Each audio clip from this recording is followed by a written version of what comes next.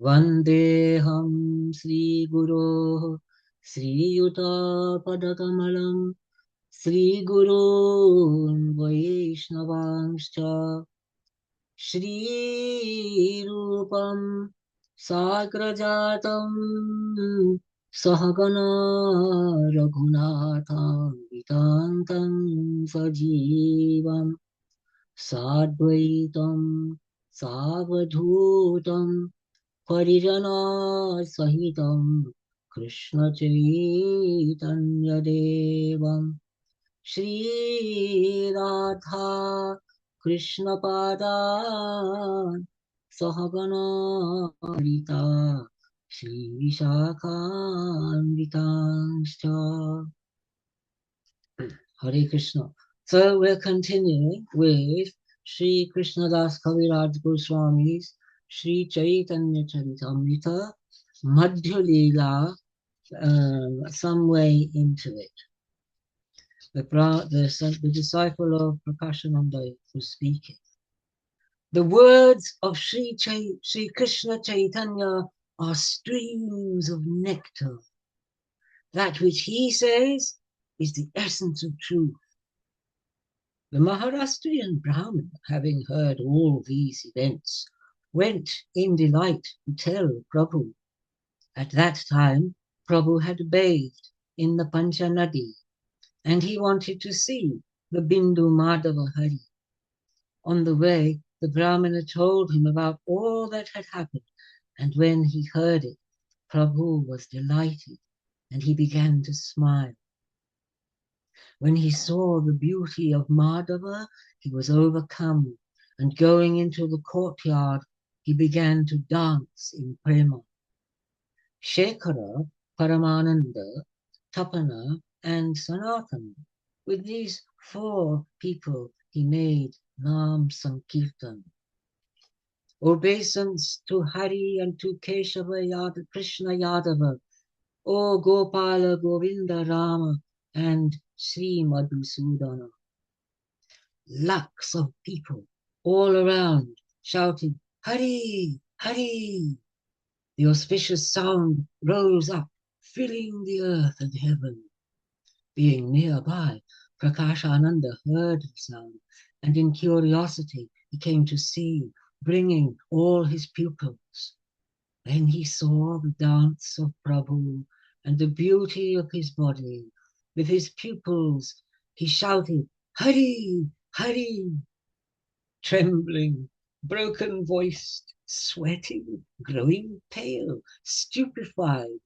He wet the people with streams of his tears, goose-flesh on his body. He changed from delight to humility to restlessness. When they saw it, the inhabitants of Kashi were struck with astonishment. Seeing the crowds of people, Prabhu remained out with consciousness, and when he saw the group of sannyasins, he checked his dance. Prabhu bowed to the feet of Prakashananda, and Prakashananda came and held his feet. Prabhu said, You are the most worshipful Guru of the world, and I am not the equal of a pupil of one of your pupils. When you are superior, why do you bow to a wretched man? I am worthless. You are equal to Brahma, even though to you all things are full of Brahma. According to the teachings of men, you should not come and do this. And he said, All that offense which I committed, speaking ill of you before, all that is wiped away by the touch of your feet. And so there's a verse. If there is an offense against Bhagavan, possessed of unimaginable great power, even Jivan Muktas come back again into samsara, and again in the Bhagavad Purana. All inauspiciousness is destroyed by the touch of the feet of the holy Bhagavan. He left his snake's body and gained the form of a Vidyadhara. Prabhu said, Vishnu, Vishnu. I am low and an insignificant jiva. To consider a jiva as Vishnu, this is a sign of an offense.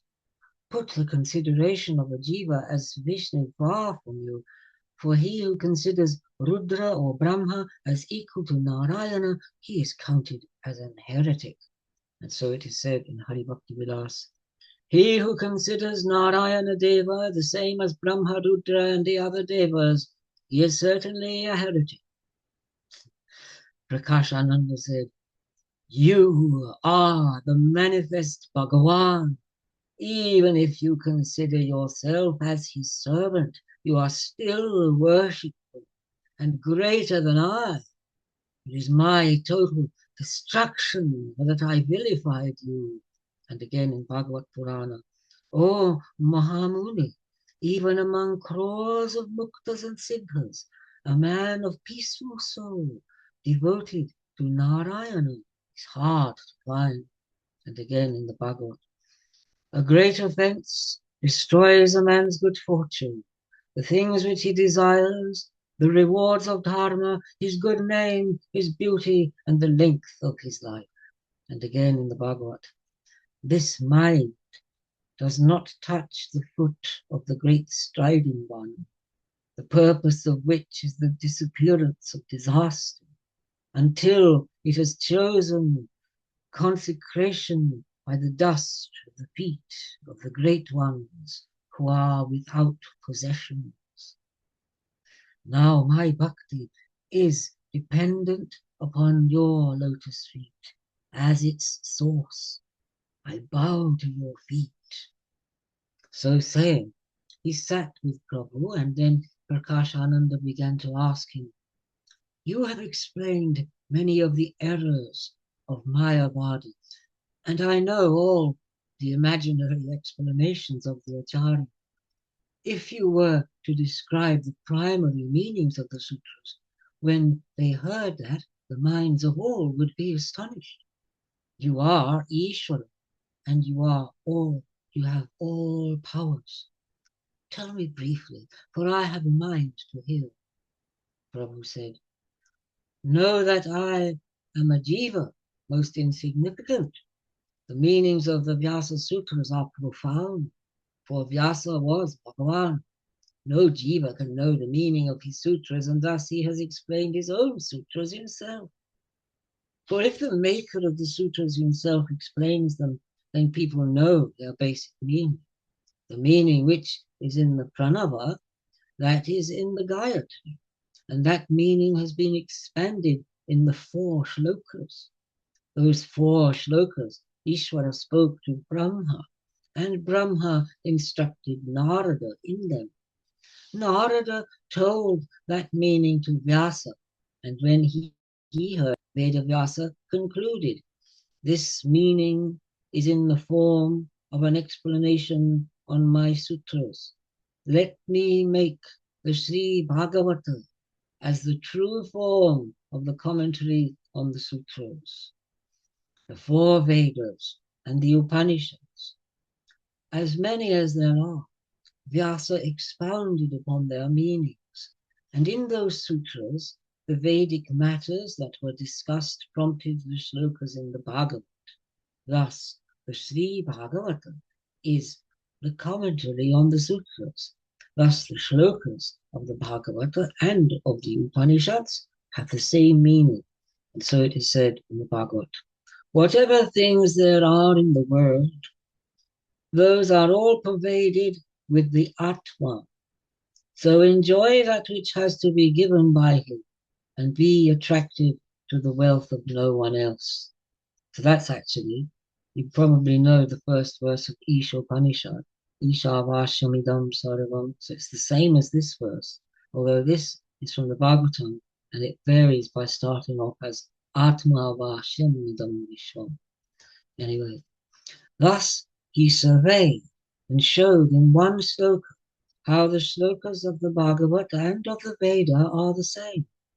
The Sambandha, Abhidheya, and Prayojana of the Bhagavad are manifest in the 4 shlokas, and he has given us the signs of them. I am the true nature of the Sambandha, as is knowledge and experience of me.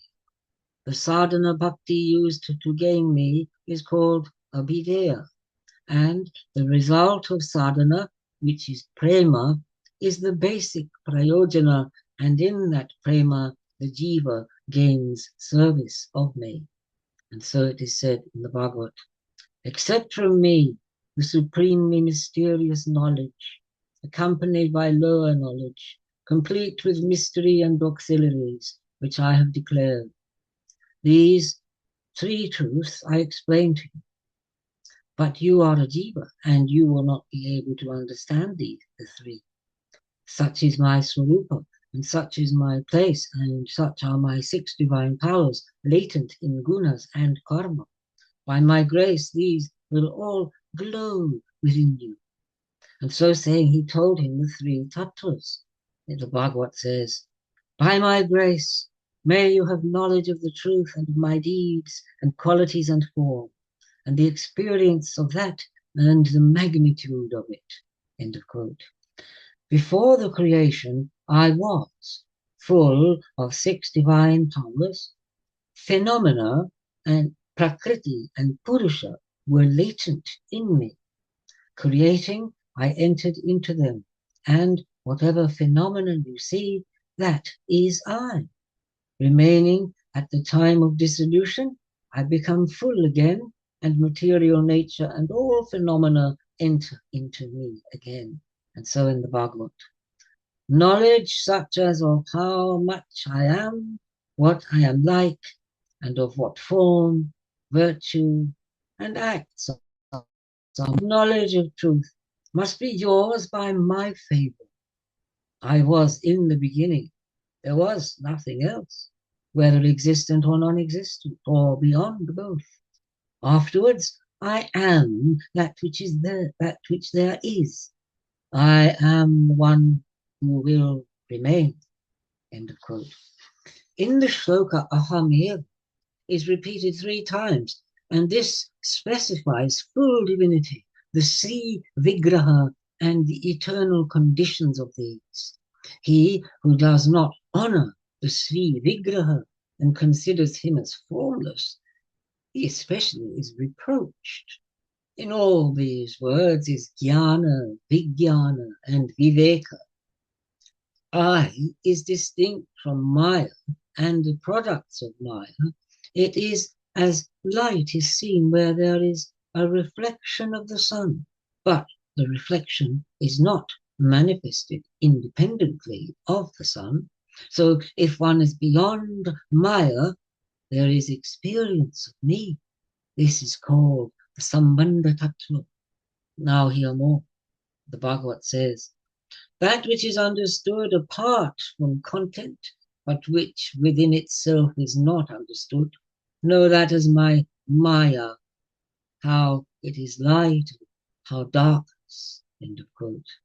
Now hear the definition of Abhideya, which is sadhana bhakti, and which is spread out through all people and countries and times and conditions. As dharma has these four definitions, so sadhana bhakti is beyond these four definitions. The duty of people of all countries, times, and conditions is the inquiring about and hearing of that bhakti at the side of the Guru. And so the Bhagavad says, that much is the object of the knowledge of him who wishes to know the nature of the self. What exists in any place exists in any time, according to positive and negative considerations. End of quote. That which is love to me, that prema, is the prayojana. Let me tell the signs of its true nature by means of its functions. As the five elements are inside and outside of elements, so I shine both within and outside of bhaktas. And so the Bhagavad says, just as the prime elements pervade the higher and lower creatures, but are not themselves pervaded, so I am within those humble people who bow down to me. End of quote. The Bhakta is bound, has bound me within his heart by prema, and whatever comes before his eyes, he sees me. The Bhagavat says, even if the benumbed and subdued one, the manifest Hari, destroys the sins, he does not leave the heart of him who ties him by his lotus feet there with the rope of love. He is called the highest Bhagavat. And again, he who sees his own God in all things of the earth and sees all things as his own, Bhagavan, he is the greatest of all Bhagavatas. And again, they all, having come together, began as if mad to seek for him from forest to forest. Singing in loud voices, they asked of all the trees for him, who is like space within and without all elements. End of quote.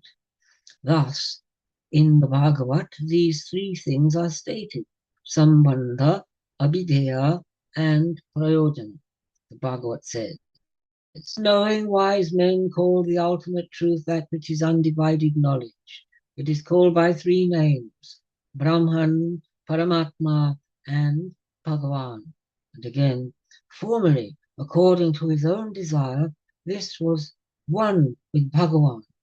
He was Atma, possessed of many glories, pervading the Atmas of Atmas. And again, all these are but parts of fractions or of parts of the Purusha.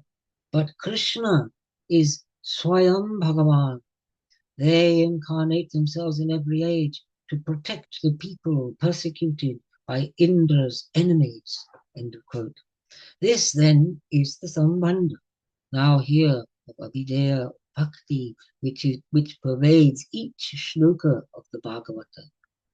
So it is said, I, beloved of the souls of holy men, am obedient only to Bhakti with faith. Bhakti, established towards me, purifies even the natures of swaprachas. Another verse. O Uddhava, only that very powerful Bhakti towards me is able to compel me. I am not compelled by yoga, sankhya, dharma, Vedic study, tapas, or renunciation.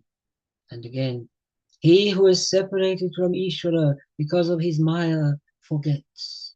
Because of that, he is in opposition.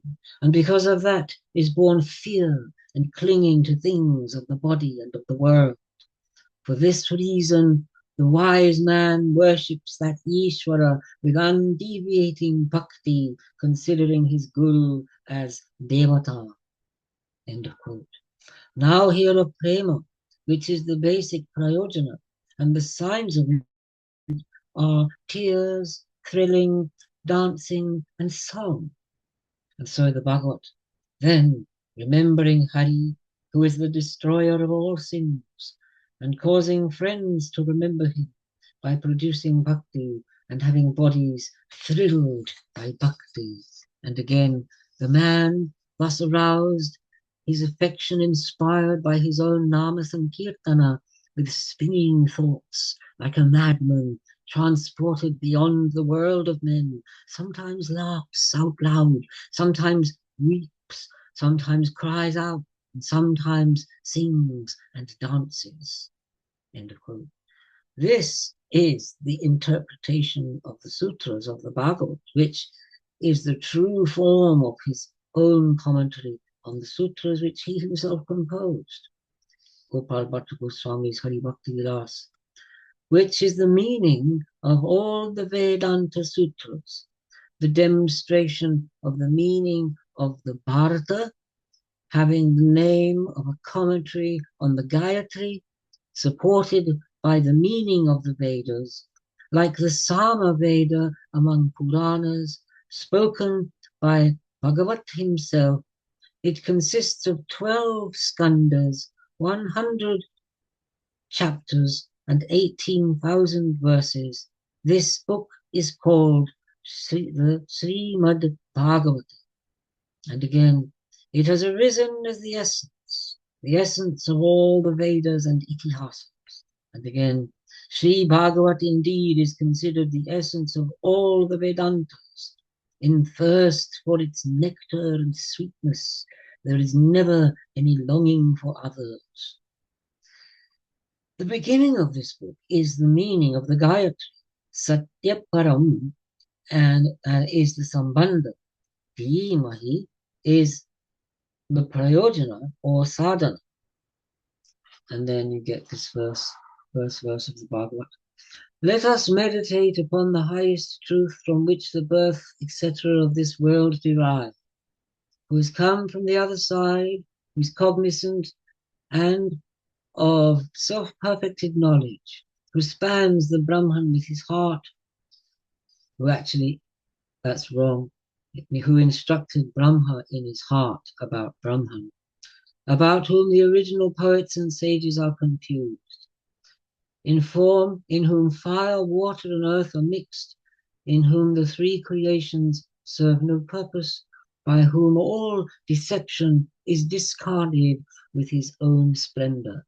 And again, in the Srimad Bhagavatam, composed by the hermit, there is found the supreme dharma, free from any falsity, of good people who are devoid of jealousy.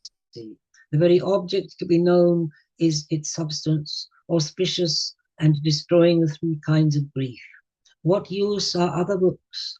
The Lord is instantly and at once caught in their hearts by students who have done their tasks. The Sri Bhagavata is the true form of the rasa of Krishna Bhakti. In it, there is more greatness than in the Vedanta Shastras. And so it says, O Rasikas and Bhavukas, from the mouth of Shuka, turned to the earth and filled with nectar. The sweet fruit of the wishing tree of the Nigama is Bhagavata. Drink it again and again. And the Bhagavat says, but we do not gain satisfaction of hearing enough of his greatness in the ultimate shlokas. Those who hear know rasa, taste after taste in each shloka. Thus, examine the Bhagavata, and from it you will gain the essential meaning of the Sutra Shruti, and constantly sing the praises of the name of Krishna, and easily you will gain mukti, and you will gain the wealth of the prema of Krishna. The Gita says, having become Brahman, serene of spirit, he does not grieve, he does not crave. Equal to all creatures, he achieves the ultimate bhakti of me. Sridhar Swami's Mahabharata Deepika. Even muktas taking a vigraha by Lila worship Bhagavan. And again, Bhagavat. O Rajarshi, even firmly established in the qualitylessness, the mind is attracted to the Leelas of the most praiseworthy one, and I have learned the stories of them. And again, the wind, bearing the perfume of the tulsi, mingles with the perfume of the lotus feet of that lotus-eyed one, enters the orifices and agitates the minds and bodies of those who are Akshara Jushas. That means the four Kumaras who are knowers of Brahman. And again, even though they are not possessed of books or not in bondage, those sages who delight in the self offer selfless bhakti to the great striving Vishnu of such qualities is Hari. At the same time, the Maharashtrian Brahmana told the assembly of the analysis which Prabhu had made of this shloka, the Atmaramanas, that Prabhu had given 61 meanings of it. And hearing what he had done, the people were astonished. Then all the people were eager to hear it, and Prabhu again specified the 61 meanings. When they heard it, the people were greatly amazed, and they decided that Chaitanya Gosvami was Krishna. When he had spoken, Gaura Hari got up to leave, and the people made obeisance to him and raised the sound of Hari. Then all the people who lived in Kashi made Nama Sankirtana, And in prema they laughed, they wept, and they sang, danced. The sannyasins and pandits discussed the Bible, and thus Prabhu saved the country of Varanasi. Prabhu went home with his own people, and Varanasi became a second Madhya city with his own people. Prabhu said, smiling, I came to Kashi to sell my store of love, and there was no one in Kashi who would take it. So the goods could not be sold, but I could not carry it home again. All of you were sad, and that I should bear the burden. And so, because you wished it, I have given it away free. They all said, your avatara is to save the people, and you have saved them, east, south, and west. There was no one in Varanasi who was not hostile to you. You have saved him and given us all pleasure. When the uproar took place in the town of Varanasi, the people of the villages in the country heard of it and began to come. Lakhs and crores of people came. There was no numbering them, but the place was so narrow that they could not have darshan of Prabhu. When Prabhu went to bathe and have darshana of Vishveshwara, people crowded in on both sides to have a sight of him. Raising his arms, Prabhu said, say Krishna Hari. And falling to the ground in obeisance, the people raised the Hari sound. In this way, he saved people for 5 days. And on the following day, being anxious, he left. He rose up in the night, went away, and 5 bhaktas followed after him later. Tapan Mishra, Raghunatha, the Maharashtrian Brahmana, Chandrasekhara, and the Kirtaniya Paramananda. All wanted to go to Nilachala with Prabhu, but Prabhu bade them farewell, lovingly and with care. Those who so desire come to see me afterwards, but now I shall go alone along the Jarikanda path. He said to Sanatana, you go to Vrindavan. Your 2 brothers have gone there. If my bhaktas, poor with torn clothing and water pots, come to Vrindavan, take care of them. So saying, Prabhu went to embrace them all and left, and all fell down there fainting. After a time, they rose up and went sadly to their houses, and Sanatana Goswami went to Vrindavan. By now, Rupa Goswami had come to Mathura, and Subudhi Rai met him at the Dhruva Ghat. Subudhi Rai had been a ruler in Gauda formerly, and Hussain Khan Sahib was his servant. He gave him a commission to excavate a tank. He made a mistake, and Rai hit him with a whip. Afterwards, when Hussain Khan himself became king of Gauda, he paid much respect to Subudhi Rai. His wife, seeing the marks of the whipping on his body, told the king to whip Subudhi Rai. But the king said, Rai was my protector and was like a father. It is not proper that I should strike him. His wife said, if you will not take his life, take his caste. And the king replied, if I take his caste, he will not live. But his wife wanted to kill him, and the king fell into difficulty. So he caused water from his own water pot to be put into his mouth. Then Subudhi Rai was disgraced, and he left everything and came to Varanasi. He asked for penance from the pandits there, and some said, drink hot ghee, kill yourself. And others said, this is nothing, it is a little dosha fault. And when he heard that, Rai remained in doubt. Then, when Mahaprabhu came to Varanasi, Rai met him and himself told him the story. Prabhu said, go from here to Vrindavana and constantly have Sankirtana of the name of Krishna. On taking of the name, and all your sins and faults will go.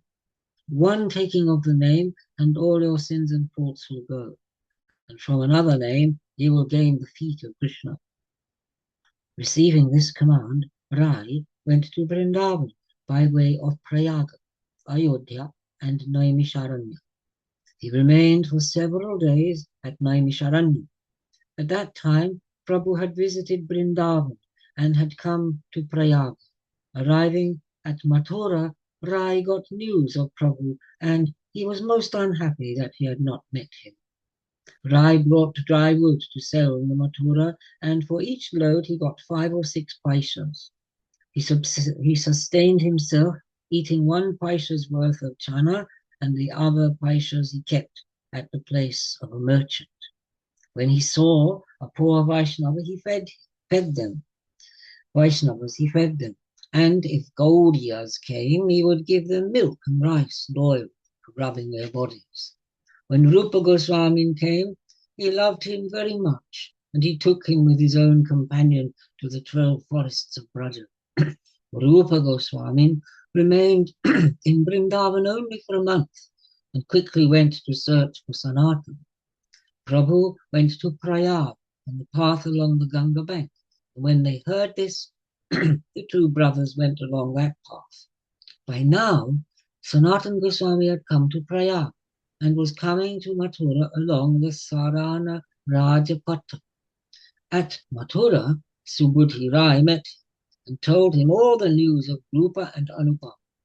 The 2 brothers were on the Ganga road, while Sanatana was on the Raj, and thus they did not meet. Subudhi Rai was most affectionate towards Sanatana, but Sanatana did not pay much attention to his affectionate care. Greatly distracted, Sanatana wandered from forest to forest, and he remained a day and a night under each tree and in each bower.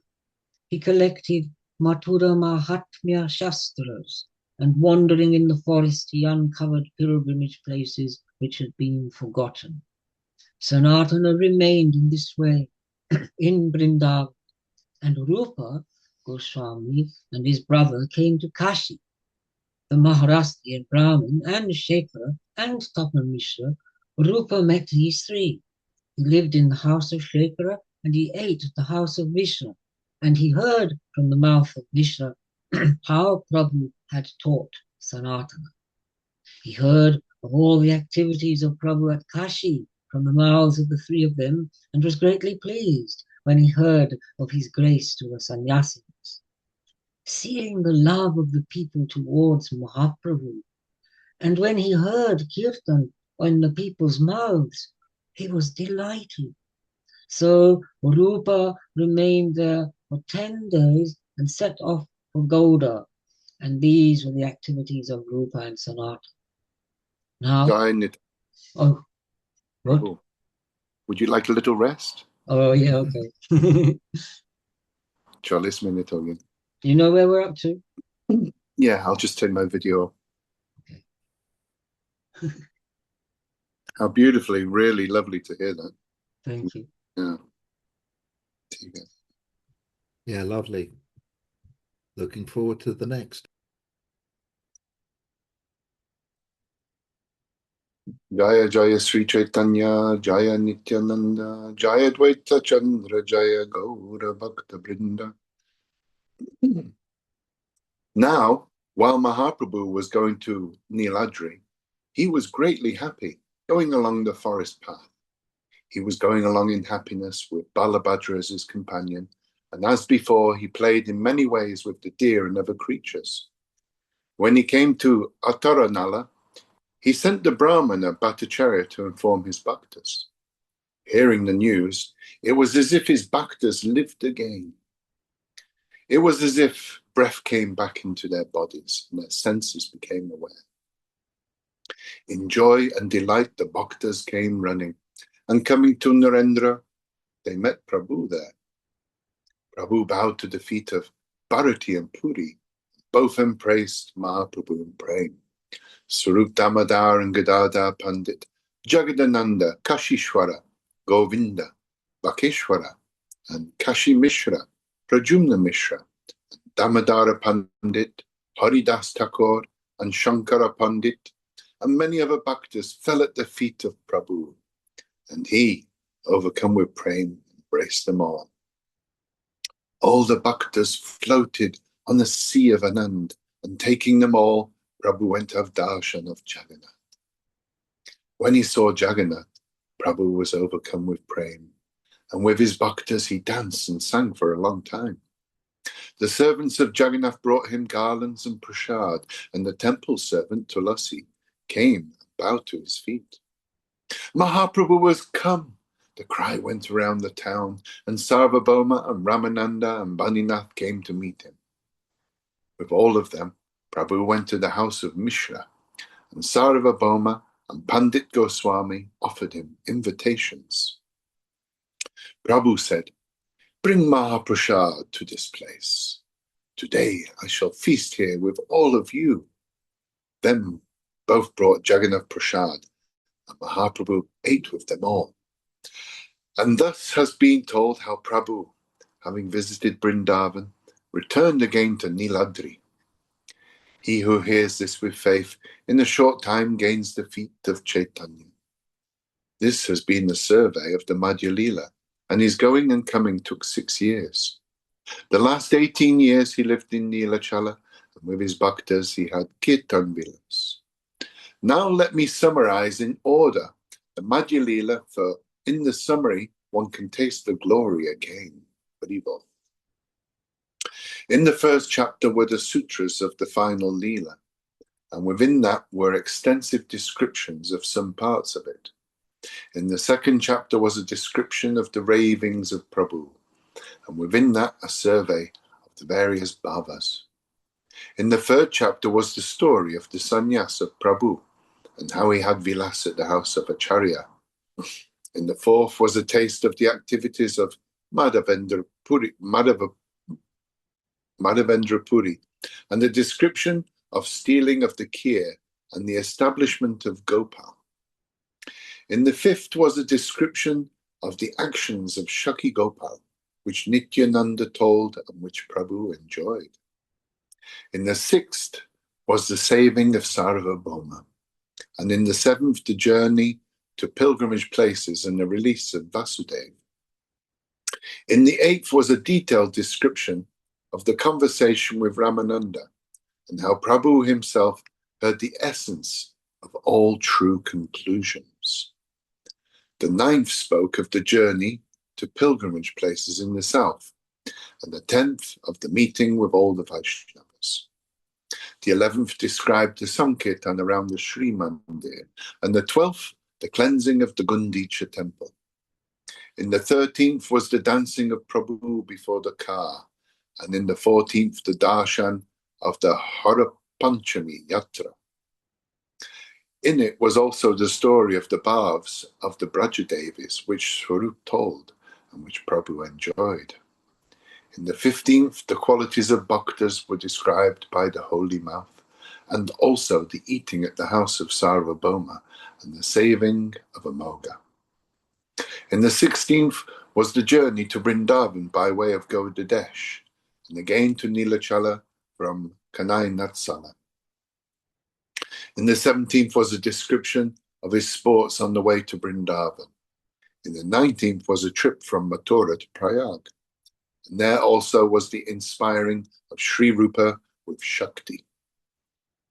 In the 20th chapter was the meeting with Sanatan, and in it was a description of the Swarup of Bhagavan. In the 21st was a description of the sweetness and the divinity of Krishna. And in the 22nd, various descriptions of sadhana bhakti. In the 23rd, prema bhakti ras was described, and in the 24th, the Atmarama shloka was explained. In the 25th were the activities of the Vaishnavas dwelling at Kashi, and the return again from Kashi to Nilachala. Thus the summary of the 25 chapters, and in listening to it, one can taste the meaning of the book. Thus has been described in brief the essence of the Madhya Lila. Could not be completely described in a crore of books. Prabhu wandered from country to save the jivas. He himself, having tasted bhakti, he made it manifest. the Krishna Tattva, Bhakti Tattva, Prema Tattva, the essence of these, and the Bhava Tattva, Rasa Tattva, and the Lila Tattva. And he propagated Tattva Rasa of the Bhagavata. He caused the world to know that the Bhagavat is like himself, Krishna, like Krishna himself. Sometimes he expounded with his own mouth for the sake of his bhaktas, and sometimes he listened to the words from the mouths of his bhaktas. More gracious or liberal than Chaitanya, or more loving to his bhaktas, there is none in the three worlds. Listen, O bhaktas, with faith to that Lila. By its grace you will gain the feet of Chaitanya.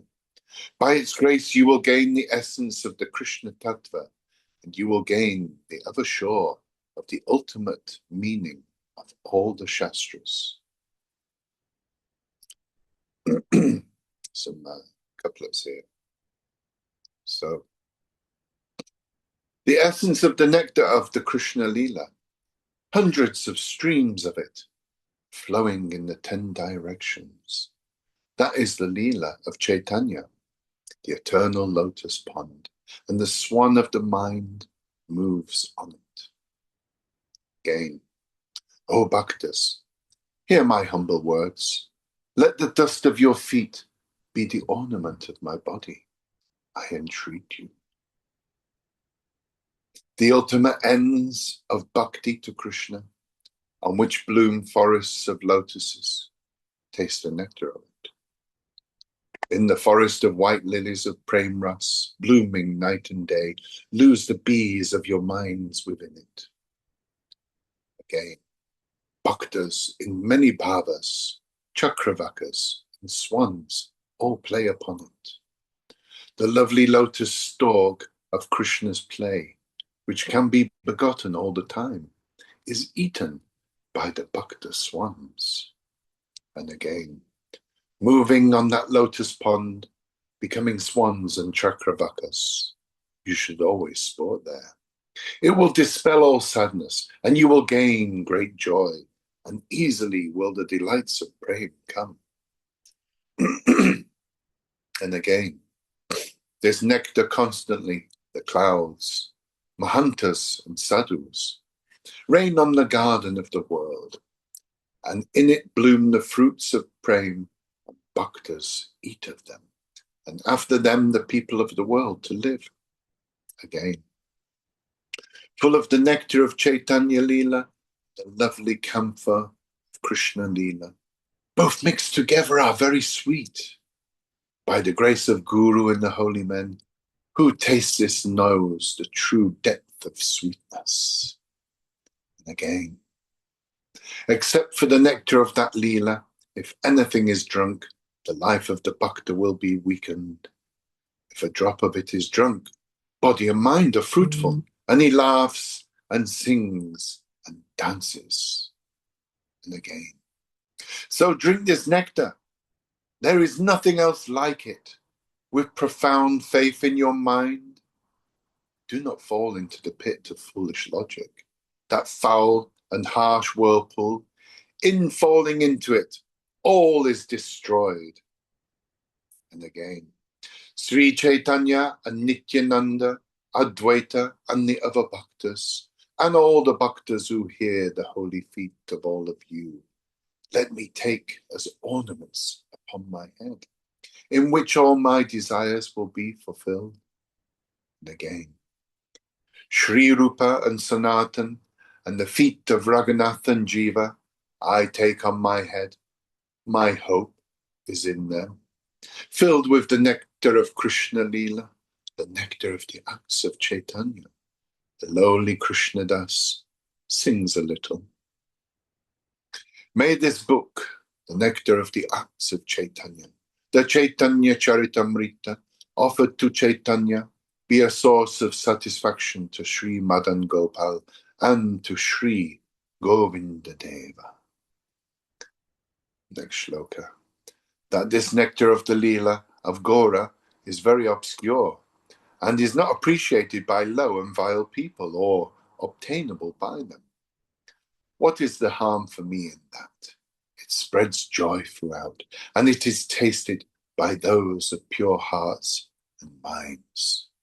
Thus ends the Madhya Lila of Sri Chaitanya Charitamrta, curated by Srila Krishnadas Kaviraja Gosvami Pada. Gunamai, Gunamala Didi. Wa. Gunamai mala. Andre. Over to you.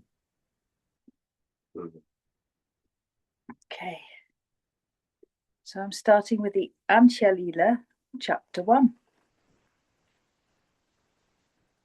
It says, Shloka 1. Whose grace makes lame men able to cross mountains, and dumb men recite the Shruti, to that Ishvara, Krishna Chaitanya, I bow down. Shloka 2. May those holy men be my support in my blindness, by giving me the staff of their own grace. For the way is difficult, and again my feet stumble. Sri Rupa, Sanatana, Raghunath Bhatta, Sri Jiva, Gopala Bhatta, and Raghunath Das, I bow at the feet of these 6 gurus, by whom all obstacles are destroyed and desires fulfilled. Wrote, though I am slow-witted and crippled, let those who are my refuge, whose lotus feet are possessions to me, let them, Radha and Madan Mohan, in their love play, be glorified. Shloka 4. I meditate upon Radha and Govinda Dev as they sit on a throne in the beautiful jewelled chamber, beneath the wishing tree, in the forest of the heavenly Vrindavan, served by most beloved female friends. Quote, may that blessed Gopinath, the sound of whose flute attracted the gopis to him, as he sat at the foot of the banyan tree, beginning the rasa, be the source of blessings unto us. Glory, glory to Sri Chaitanya, glory to Nityananda, glory to Advaita Chandra, and to the hosts of Gaura Bhaktas. Thus I have described the Madhya Lila in brief. Now hear, O Bhaktas, a short description of the Antya Lila. In the middle of the Madhya Lila were the sutras of the Antya Lila. I described it briefly in the previous book. I am very old, and I know that death is near, and so I have given a description of certain parts of the Antya Lila. Now I shall write, according to the sutras which were previously written, what I have not written, that I shall write in detail. From Vrindavan, Prabhu came to Nilachala, and Rupa Goswami sent the news of this to Gauda. When she heard it, Shachi was delighted, as were all the Bhaktas, and all together travelled to Nilachala.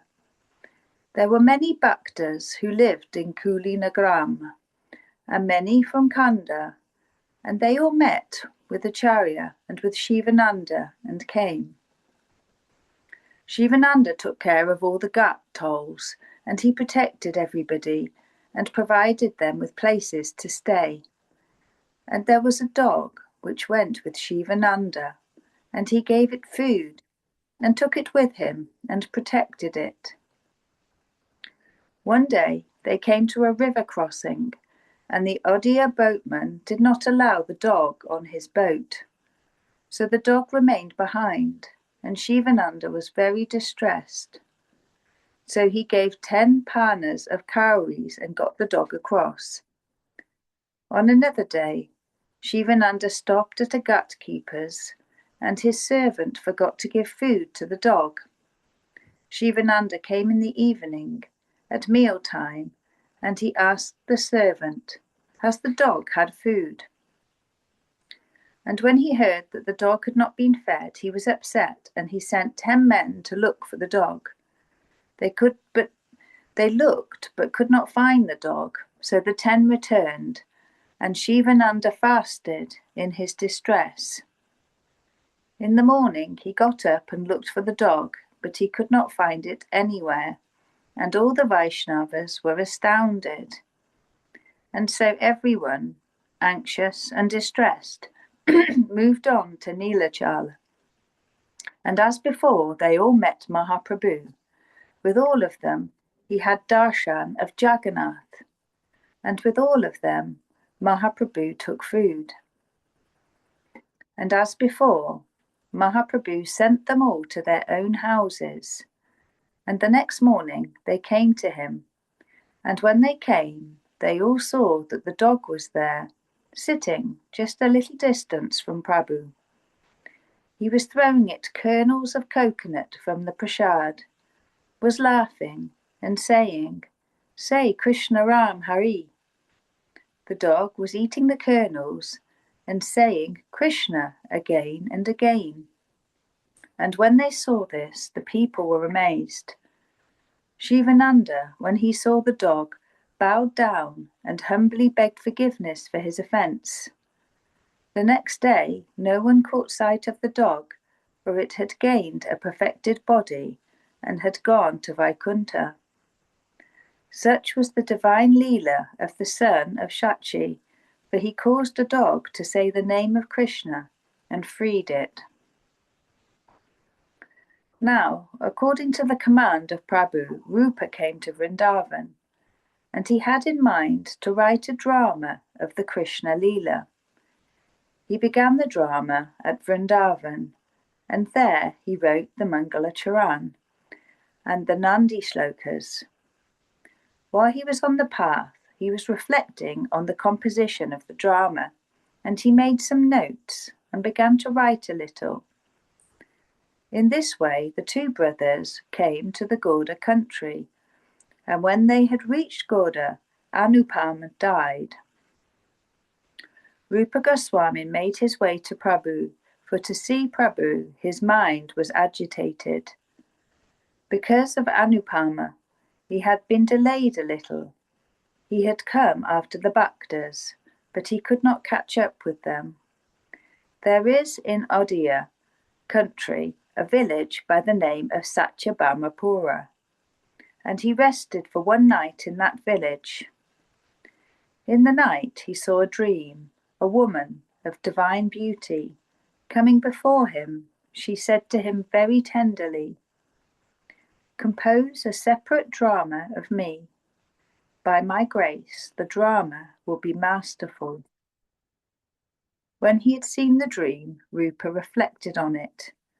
It is the command of Satyabhama that a separate drama be composed. I have collected together the Leelas of Raj and Pura. Now let me compose the work in 2 parts. And reflecting in this way, he quickly came to Nilachala. And when he had arrived, he went to the house of Haridas. Haridas Thakur was very gracious to him. "Prabhu told me that you would come."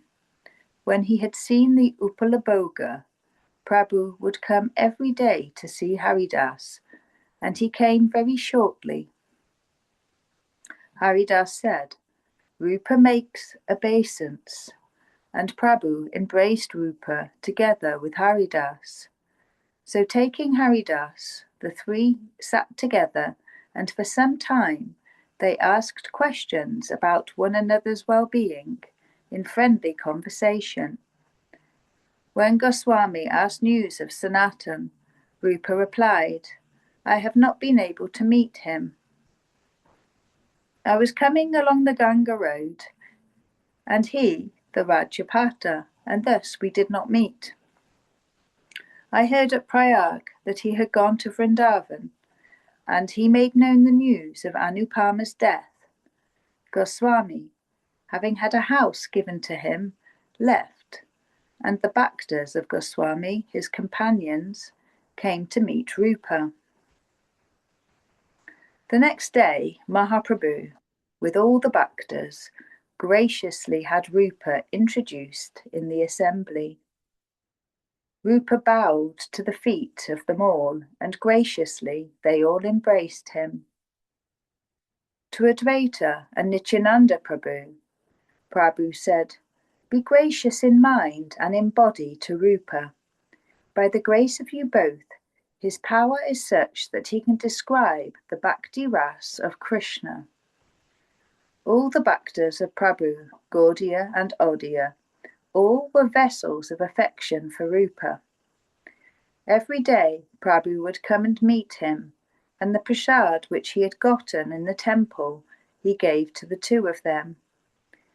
Sitting with the two of them, he would have friendly conversation for some time until he left to perform the midday rituals. Such were the daily activities of Prabhu, and by the grace of Prabhu, Rupa gained unparalleled joy. With his bhaktas, Prabhu cleansed the Gundicha and came to the Aitota, where they ate in the forest. They ate prasad, and all the bhaktas shouted, "Hari!" And when they saw it, the hearts of Haridas and Rupa were delighted. They got at the door of Govinda the prasad of the leavings of Prabhu, and drunk with prema. The two began to dance. Another day, Prabhu was sitting together with Rupa, and Prabhu, that crest jewel of omniscience, began to say, "Do not bring Krishna out from Vraj, for Krishna never leaves Vraj to go anywhere." And a quote from Rupa Goswami's Laghu Bhagavatamrita. "The Krishna of the Yadava race is other. He who is full, Svarup, is higher than he, for he never leaves Vrindavan to go elsewhere."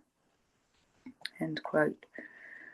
When he had said this, Mahaprabhu went to his midday rituals, and Rupa Goswami was a little astonished and thought, "Satyabhama ordered me to compose a separate drama, and knowing this, Prabhu also ordered me to compose separately. Previously, the two dramas were together, but now I shall make two." And thus reflecting, he wrote separately 2 Nandi Prashtavanas and 2 Samgatanas. He had had darshan of Jagannath in the car festival, and he watching the dancing and singing of Prabhu before the car. When Sri Rupa Goswami heard the shloka to which Prabhu danced, he right then composed a shloka on the meaning of that shloka. I discussed all these matters previously, still I shall speak of them briefly. During the kirtan, Prabhu recited a common shloka. Why did he recite this shloka? That no one knows. Of all, only Svarup Goswami knew the meaning of the shloka, and he caused Prabhu to taste a verse appropriate to that shloka. Rupa Goswami knew the intention of Mahaprabhu, so he composed a shloka commensurate to its meaning, and Prabhu was pleased with it. So, from Rupa Goswami's Padjavali. "He who stole my virginity on the banks of the Ravanadi, he is now my husband. The nights of the month of Chaitra are fragrant with the scent of the blooming jasmine, and the wind, like honey, is blowing from the Kadamba grove. And I, that same Naika, absorbed in that joy, am here. Even so, my heart is not at ease. It longs constantly for the foot of the Vetasi tree on the banks of the Reva." And again, "O friend, that Krishna whom I met in Kurukshetra is now my love, and I am Radha. We both enjoy this love-making, yet my heart longs for the grove on the banks of the Kalindi, which cherished the fifth note of his sweet flute throbbing inside it. End of quote. He wrote this shloka on a palm leaf and put it in the roof of his cottage, and Rupa Goswami went to bathe in the sea. At that very time, Prabhu was coming to meet him, and, looking up into the roof, he found the shloka and began to read it. When he had read the shloka, Prabhu was overcome with prema, in happiness, and at that time Rupa Goswami was returning from his bath. When he saw Prabhu, he fell prostrate in the courtyard, but Prabhu grabbed him by the clothes and began to say, "How did you know the depths of my heart?" And so saying, he embraced Rupa deeply. Prabhu took the shloka and he showed it to Svarup, and to test Svarup, he asked him, "How does Rupa know what is innermost in my heart?" Svarup said, "I know that you yourself have been gracious to him. Otherwise no one would know this meaning. You have been gracious. This is my deduction." Prabhu said, "He met me at Prayag, and knowing him to be a proper vessel, I was gracious to him. Then, communicating power to him, I instructed him, 'You tell to him the characteristics of rasa.'" Svarup said, "When I saw this shloka, I knew that you had granted him your grace." Quote, "From the fruit can the origin of the fruit be deduced?" And a quote from Nashadia. "We who feed on the front parts of the various lotus stalks of the golden lotuses of the river of heaven gain riches in the form of bodies appropriate to that food, for one learns the qualities from their source." So remaining for the 4 months, the Vaishnavas returned to Gauda, and Rupa Goswami remained at the feet of Mahaprabhu. One day, Rupa was writing his drama when Mahaprabhu arrived unexpectedly. In respect, both arose and bowed, and embracing them both, Prabhu sat down on a seat. Taking a leaf, he asked, "What manuscript are you writing?" And when he saw the script, the heart of Prabhu was pleased. Rupa's letters were like a string of pearls, and being charmed, Prabhu praised his hand. Prabhu saw the shloka on the leaf, and while reading it, he was overcome with prema. It's a quote from Rupa Goswami's Vidagdha Madhava. With what nectar the 2 syllables of the name Krishna are composed, we do not know. For dancing on the lips, they create a desire for having many mouths, and as they sprout within the ears, they create a desire for 10 million ears, and as companions of the court of the mind, they conquer the functioning of all the senses. End. When he heard the shloka, Haridas was delighted and he began to dance, praising the meaning of the shloka. We know from the mouths of sadhus and from the shastras the greatness of the name of Krishna, but nowhere have we ever heard such of the sweetness of the name. Then Mahaprabhu embraced them both and went to the sea to perform his midday rituals. Another day, Mahaprabhu, having seen Jagannath, was with Sarvabhauma and Ramananda and Svarup and some others, and altogether they were going to meet Sri Rupa. And on the way they were discussing his qualities, and he began to say to them all that he had read the 2 shlokas and that he was very pleased. And he spoke of the qualities of his own bhakta as if with 5 mouths. It was to test Sarvabhauma and Ramananda that he spoke to them of the qualities of Sri Rupa.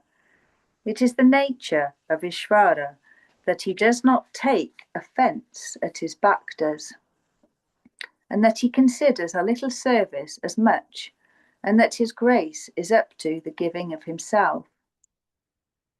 So a quote from Bhakti Rasamrita Sindhu. The heart of Purushottam is pure. He does not see even the most serious offences of his servants. He glorifies even a tiny service done by one of them, and he does not manifest malice even toward malefactors. End quote. The two saw Prabhu coming with his bhaktas, and they bowed down and made obeisance to his feet. Prabhu joined them both with the bhaktas, and with his bhaktas Prabhu sat down on the pinda. Rupa and Haridas both sat below the pinda. In the presence of the company, they did not rise up upon the pinda. And Prabhu commanded, "Read, O Rupa, the shloka which you read before." But out of modesty, Rupa did not read it and remained silent. Then Swarup Goswami read the shloka. And when they heard it, the minds of all were astonished. So from Pajavali. O friend, that Krishna whom I met in Kurukshetra is now my love, and I am Radha. We both enjoy this love-making. Yet my heart longs for the grove on the banks of the Kalindi, which cherished the 5th note of his sweet flute throbbing inside of it. End of quote. Roy and Bhattacharya said, "Except for your grace, how could he know your heart? Formerly, infusing Shakti within me, you spoke of the ultimate perfect goals, such that Brahma does not gain the end of all those ultimate perfect goals. From that I know that previously he has gained your grace, and that apart from you, there is no interpretation of your heart." Prabhu said, "Recite, O Rupa, that shloka of the drama which, when they hear it, dispels the grief and sorrow of people." When Prabhu had commanded him again and again, finally Rupa Goswami recited that shloka. So Rupa Goswami's Vidagdha Madhava.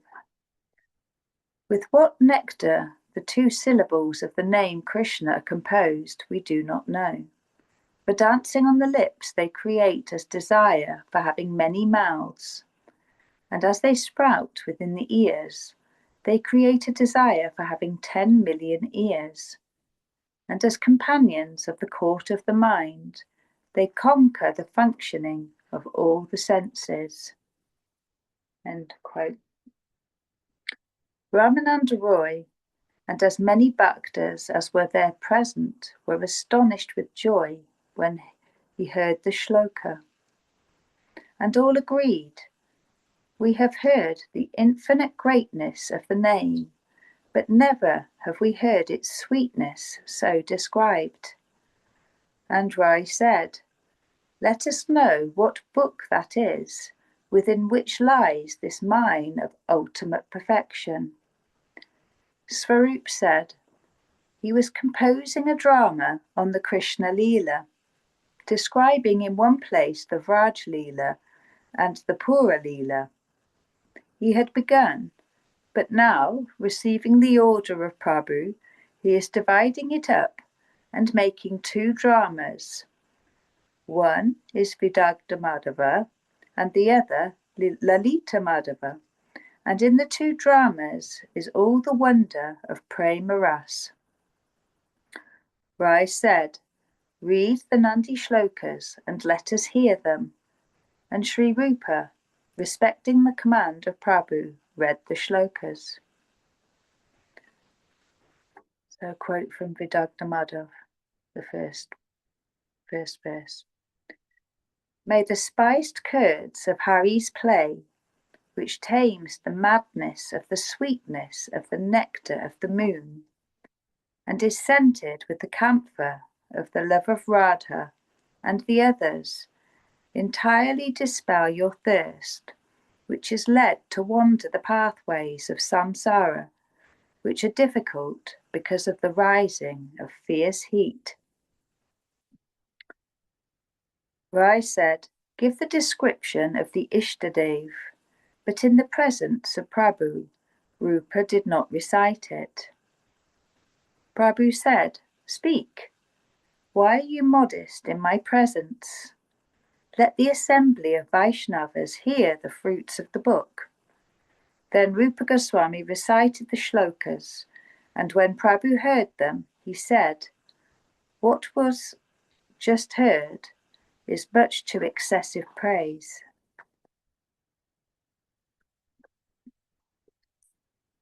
Another quote from Vidagdha Madhava, second verse.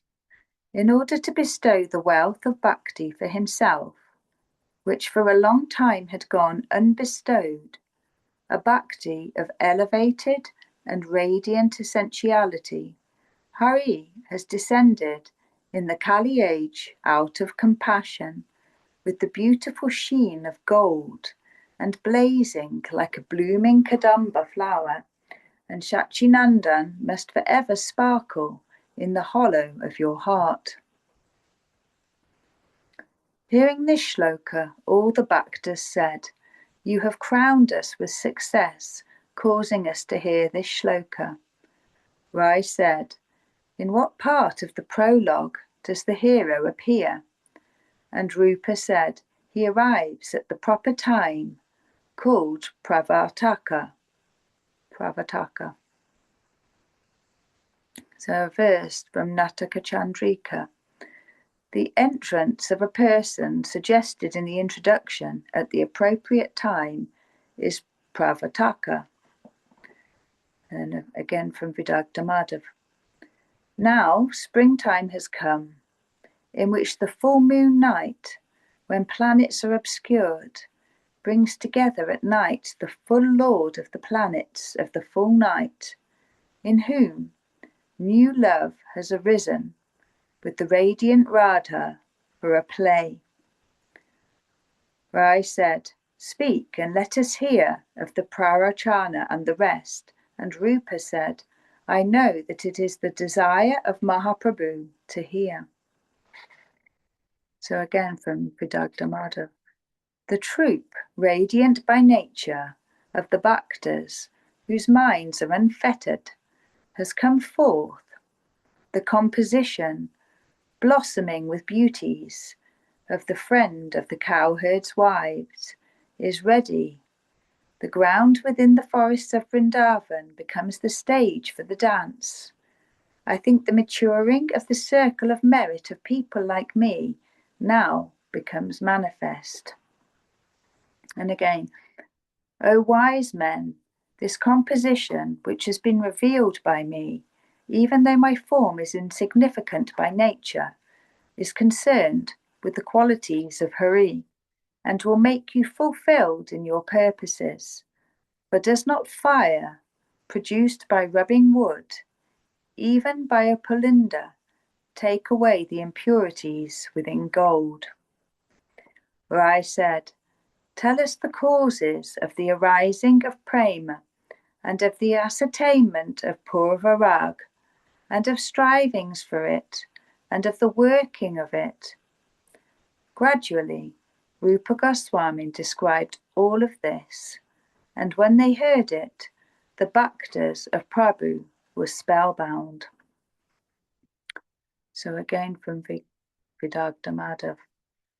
Even hearing the syllables of the name of this one Krishna obliterates my mind. The sound of the flute of another one brings on a series of tender madnesses, and even merely seeing him in a picture, he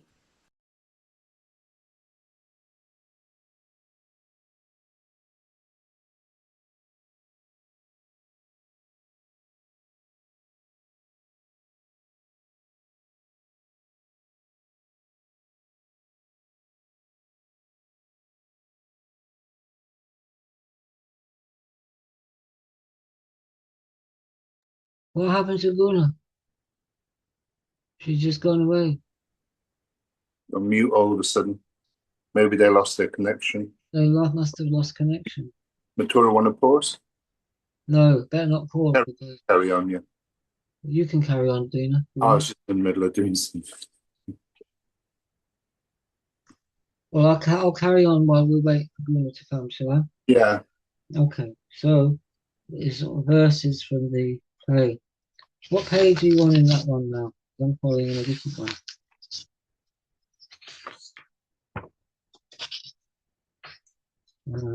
I wasn't following, I was just listening. So. Okay, no worries, I'll find it.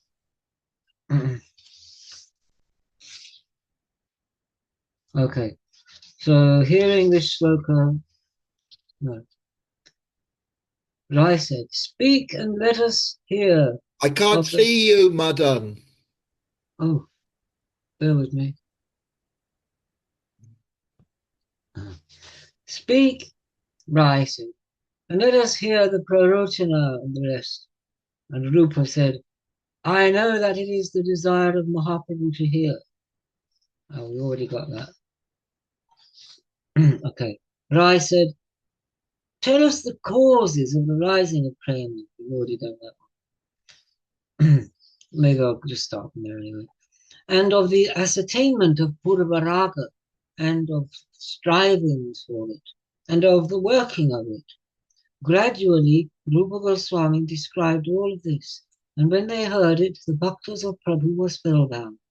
And so, in Vidagdha Madhava, even hearing the syllables of the name of this one Krishna obliterates my mind. The sound of the flute of another one brings on a series of tender madness. And even merely seeing him in a picture, he, of a beauty of a moist cloud, sticks in my mind. This is most difficult for me. Love is born for these three, and I think death is preferable. And again, oh friend, this ache in the heart of Radha is completely incurable. Even medical treatment in such matters turns into blame. And again, oh handsome one, I have placed your image in my temple and you are dwelling there. In various places you, strong, obstruct me whenever I am afraid and try to flee. And again, when she sees a peacock tail before her, she immediately begins to tremble. At the mere sight of a garden, again and again her eyes fill with tears and she sobs loudly. I do not know what new demon has entered the mind of the young girl and produced this astonishing play of unprecedented acting. And again, if Krishna is cruel to me, why should this be counted as your offense? Do not weep in vain, but do this last act for me. Tie me by the arms to the branches of the tamala tree, that my body may for a long time occupy the forests of Vrindavan motionless. Rai said, tell us of the nature of bhava. And Rupa said, this is the bhava of relation to Krishna. Vidagdha Madhava, O beautiful, in whose heart love for the son of Nanda awakes. There clearly arise for him crookedly sweet powers. This love has two kinds of effects. It drives away by pain the same kind of fierce bitterness of a serpent's poison, and again it shrivels up the pride of nectar and the honey by a rain of bliss. Rai said, tell us the signs of natural prema. Rupa Goswami said, the dharma of prema is natural. In Vidagdha Madhava, in whom praise brings indifference and gives pain to the heart, who holds condemnation as a wonderful joke which gives joy, who is never reduced by any faults or expanded by any qualities, thus sports the character of natural love. And again, the moon-faced one, having heard of my cruelty, and having torn up the sprout of prema, with pained heart, will she be patient and steadfast, with her face averted from me? Or will she, afraid of the bow of the cruel Kandarpa, abandon her life? Alas, the tender, budding creeper of desire has been uprooted by me in my stupidity. And again, in the hope of the happiness of whose embrace my deep sense of shame towards elders was dulled by me, O friend, and you, dearer to me than life, were wounded, nor did I respect even that very great Dharma revered by chaste women, even neglected by him. Foul women that I am alive. Shame on this patience. And again, controlled by our own natural girlhood, we were playing in our homes and knew not the least bit of good or evil. Is it right that we are now taken to a condition without refuge? How is it that that is indifference, is glorified by you? And again, our hearts tormented and stained, we are going today to Yama's city, and still he does not abandon that clever smile which stores deceit. O understanding Radha, by what deep tricks has your prema become deeper for this sly village-dwelling cowherd cheat? Oh, she's back. You want to carry on, Guna? She's back. Well, do you want to carry on? I'm happy if you want to continue, because I was carrying on until I realised Madhava's phone was dead. So, all right. You continue, Madha, and I'll just listen. Thank you. Okay, so all these verses from Vidagdamadhava as giving as examples of certain aspects of the dramatic art.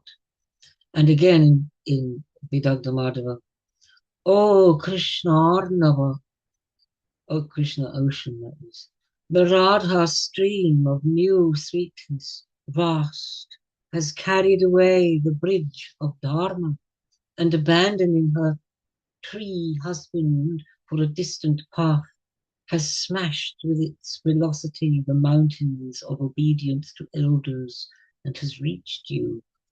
How then, with the ways of your words, are you turning it back? Rai said, the sound of the flute in Vrindavan, and Radha and Krishna, how have you described them? Speak, let us hear. Your poetry is most wonderful. So gradually, Rupa Goswami spoke, having made obeisance. Vidagdamadhava says, the dripping, sweet-smelling honey of the pollen of the buds of the mango trees, again and again makes prisoners of the bees, and the gentle breeze from the sandalwood mountains agitates them. This Vrindavan fills me with incomparable joy. And again, O friend, this Vrindavan is surrounded by heavenly creepers with their tops covered with blossoming flowers, filling the bees which drink the pollen with joy and causing them to sing songs which are pleasing to the ear. And again, in some places, the bees sing sweet songs. In some places, the cool wind blows. In some, the creepers dance. In some, the forest is drunk with the perfume of the jasmine flowers. And in some, the pomegranates are full of juice. Thus, this Vrindavana fills all my senses with delight. And again, both parts 3 fingers long, inlaid with sapphires and covered with rubies on the part next to it, and between these 2 parts pure gold, glittering with faultless diamonds, this most beautiful flute appears in the hands of Hari. And again, O flute, your birth is in a high family, and you are pure by your birth. Your resting place is in the hands of Purushottama. O friend, Why, alas, have you taken your wrong initiation with the mantra of charming the beautiful-bodied women of the gopis from that cruel guru? Again, friend flute, you are a row of huge holes. You are trifling, knotty, and full of harshness, without sweetness. Still, by what merit have you gained the deep bliss of the embrace of Hari and his eternal kiss? And again, the sound of the flute stopped the waves of the sea, and again filled Tumburu with wonder and shook Sanandana and the others from their meditation. It caused the Creator to forget his creation. It caused the ardor of Bali to tremble and caused Bogindra to roll about. With waves of yearning, it split the depth of the cauldron of the Brahma egg and rolled on. And again, by the glittering of whose eyes the luster of the blue lotus is put to shame, by the brilliant yellow of whose clothes the luster of fresh saffron is paled, by whose forest clothes the grandeur of divine garments is lost, and the hue of whose body is like emeralds, thus sparkles the body of Hari. And again, O friend, whose right leg meets his left halfway below the knee, his body a little bent in 3 places, his shoulders bent, with oblique glance moves to and fro, on whose closed lips rests the flute, held in his restless fingers, and whose bee-like brows are dancing. O beautiful one, appropriate that foremost, highest joy. And again, now it's quoting from Lalita Madhya. O beautiful faced one, by the cutting brilliance of the corners of his eyes, long and whetted, the rocks of dharma and body and family honor have been all cut, at once cut. Who is this wonderful architect of the universe who creates cowsheds with countless emeralds? And again, whose radiance of body dims the brilliance of sapphires, and who is this new youth, the moon of the family of Brajendra? O friend, the sound of his flute playfully cuts the obstacles of the knots which tie the skirts of women of stable families and conquers all. And again, the radiance of her eyes conquers by its power the new blue lotus, and the brightness of her face dims that of a forest of blooming lotuses, and the glistening of her body brings shame to gold. Somehow these various beauties of Radha are glorious. And again, the moon in the daytime is without beauty, but alas, is the 100-petaled one in the evening.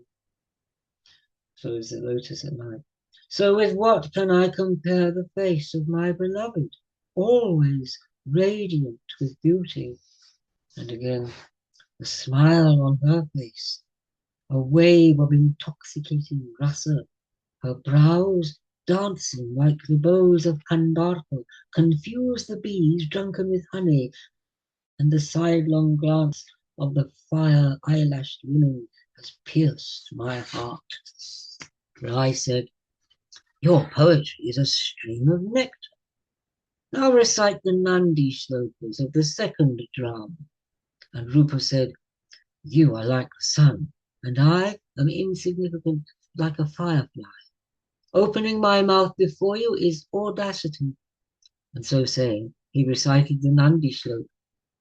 And so it says in Lalita Madhava, putting to shame the lotus faces of the cuckoo-like breasts of the lovely women of the Asuras, may that full moon of fame, Mukunda, which brings delight to the hearts of the always longing Chakora-like friends, give you joy forever. Rai asked, will you recite the second Nandi? And with diffidence, Rupa began to recite. He who has risen on the earth is distributing to all the nectar of his own prema and is established as the primary king of Brahmanas and who has driven away the darkness of ignorance and has conquered the hearts of the world, may that moon, the son of Sachi, bestow on me his shelter. Hearing this, Prabhu was delighted in his heart, but outwardly he was somewhat angry, and he said, "Your poetry of the Krishna rasa is a sea of nectar. Why have you dropped into it this salt of false praise?" Rai responded, "The poetry of Rupa is full of nectar, and into it he has put a drop of camphor." Prabhu said, "Rai, are you pleased at this? It shames me to hear, and people will laugh." Rai said, "When they hear this, people will be pleased. In the Mangalacharana is remembered the Ishtadeva." And then he said to Rupa, "In what part does the hero enter?" And Rupa Goswami recited the particulars of it. Quote, "While dancing, when that Kalanidhi kills the king of Kiratas here on the stage, it is proper that he take the hand of Tara at the appropriate time." This is a part of the Viti prologue and is called Udgartyaka, and reciting it before you is a wave of vanity. Quote, "When people join words of incomprehensible meaning with other words in order to make them comprehensible, it is called Udgartyaka." Rai said, "Describe first the particulars of his body." And Rupa gave a brief synopsis. Quote, "Destroying all shame, it draws Radha from her home into the forest. That go-between, sent as the soft sound of the flute of her lover, is victorious." And again, "All the dust tells of Hari's return, and the darkness allows them union. The ways of the women of Braja are not revealed to the Shruti, although it sees all." And again, "O friend, beautiful as a new cloud, wanton as a drunken young elephant, who is that bold youth? When he has come to Braja, alas, with his fickle glances, roaming in Vrindavan like a thief, the wealth of his steadfastness he steals from the storehouse of my heart." And again, "She who is the divine play pond in which the war elephant of my heart plays, who is glory of the full moon of autumn for my Chakora eyes, who is the beautiful enchanting star ornaments to the sky of my breast, that Radha, for whom I have longed for so long, is mine." When he had heard this, Rai said at the feet of Prabhu, praising the poetry of Rupa, as with 1,000 mouths, "This is no poetry. This is a stream of nectar. It has the marks of drama, but it's the essence of ultimate truths. This is a wonderful description of the varieties of prema, and when I listen to it, my ears and mind whirl in delight." So it is said, "Why should that poet compose poetry? Why should the hunter shoot his arrows, unless, lodging in the heart of another, they cause the head to whirl?" End of quote. "Except for your power, these are not the words of a jiva. By your Shakti, you have caused him to speak. That is my deduction." Prabhu replied, "I met him at Prayaga, and by his qualities my mind was pleased. His poetry is filled with sweetness and well ornamented. Apart from such poetry, there is no propagation of rasa. So all of you be gracious to him and give him this boon, that he describe endlessly the prema rasa of Raja Lila. His elder brother is named Sanatan, and he has no equal in knowledge on the earth. As you have renounced the things of the world, so he has done. And humility, renunciation, and learning have been fixed in him. These two brothers I sent to Vrindavan, and I gave them power to propagate the Bhakti Shastras." Rai said, "You are Ishvara, and do what you wish to do. You are able to make a wooden doll dance. all that rasa which you preached through my mouth, all that I see in his writings. In your mercy to bhaktas, you want the rasa of Braja to be manifest. That which you cause to do will be done, for the world is in your control. Then Mahaprabhu embraced Rupa and had him bow to the feet of the assembly. Advaita and Nityananda and all the bhaktas bestowing grace on Rupa embraced him. All the hearts of the bhaktas were astonished when they saw Prabhu's grace to Rupa and the pure qualities of Rupa. Then Mahaprabhu took all his bhaktas and went away, and Haridas Thakur embraced Rupa, and Haridas said, "Your fortune is endless. Who knows the greatness of all that you have described?" Sri Rupa replied, "I know nothing at all. What Mahaprabhu caused me to say, I said." And so, quote, "By whose inspiration in my heart, I, most insignificant Rupa, have been set into motion, I bow to the lotus feet of that Hari Chaitanya Deva." End of quote. And in this way, the two delightedly talked of Krishna, and Rupa passed the time in happiness with Haridas. So all the bhaktas of Prabhu remained for 4 months, and Goswami bade them farewell, and they set off for Gauda. Sri Rupa remained in Nilachala at the feet of Prabhu, and in Prabhu's company watched the swing festival in delight.